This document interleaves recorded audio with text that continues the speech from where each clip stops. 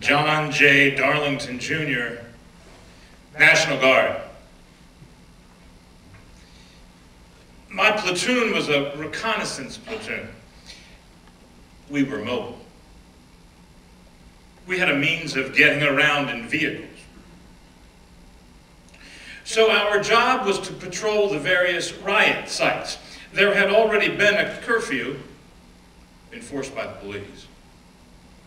We were advised to enforce it rigidly. If you're on the street after 4 o'clock and you don't have a written pass, we're going to arrest you. That night, that first Saturday, we patrolled Gay Street, North Avenue, all those little neighborhoods around York Road. It reminded me of a science fiction movie, where you see a city street, but there's nobody on it. Just paper blowing around. And the only thing you could hear, because there weren't any cars, the buses had stopped.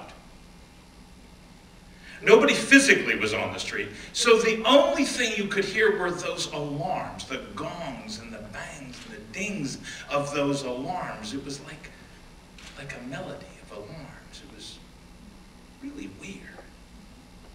It was eerie. People were afraid of us. Our basic weapon was an M1, and it carries an 8-round clip. And we had the clip hooked on our jacket, right here in the front, so you could see it. We didn't have any bullets actually chambered in the weapon. But we could have loaded it quickly if there had been any danger. If we ran into a problem that required action, we were told to call the police. Those were our instructions: call the police. In fact, there was only 1 round fired by the National Guard in the riot.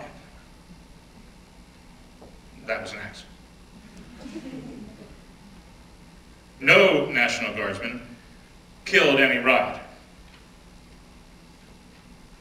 The first thing we did, we took out our bayonets. We took steel wool. We removed the bluing off of the bayonet. The bluing is to keep the bayonet from rusting. So when in the sunlight, it shined. And that blade, the blade was this big. But in the sunlight,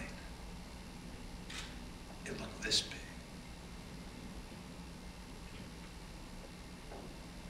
And that scared a lot of people. We used various riot formations in which the weapon was brought down to the waist level, and we just marched that way.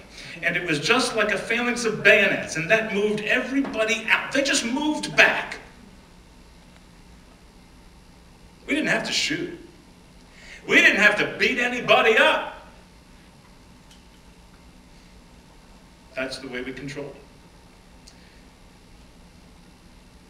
After the riots, just about every time we had a holiday, we got called up, put in the armory for a day as a protection against the riots. That really rubbed thin after a while. First of all, what did it say? What did it say to the community at large? It said that they can't be trusted and they have to have the Army and the National Guard and the Armory ready to break up a riot. To me, it promotes that kind of feeling.